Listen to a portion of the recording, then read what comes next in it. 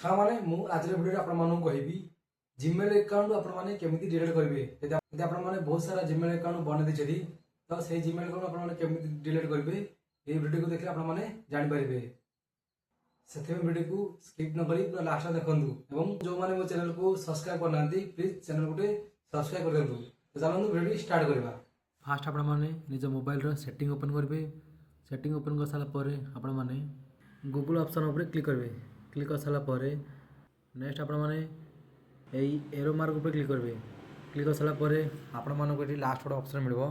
Manage account on the device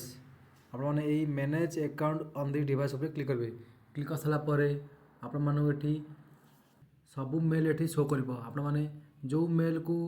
remove करिया चाहती से मेल ऊपर आपण सेट करिवे सिलेक्ट कर साला परे आपण गोटे ऑप्शन आसीबो रिमूव अकाउंट आपण माने से रिमूव अकाउंट ऊपर क्लिक करिवे क्लिक कर साला परे अगेन रिमूव अकाउंट ऊपर क्लिक करिवे क्लिक कर साला परे आपण मानकर अकाउंट रिमूव हे जिवो।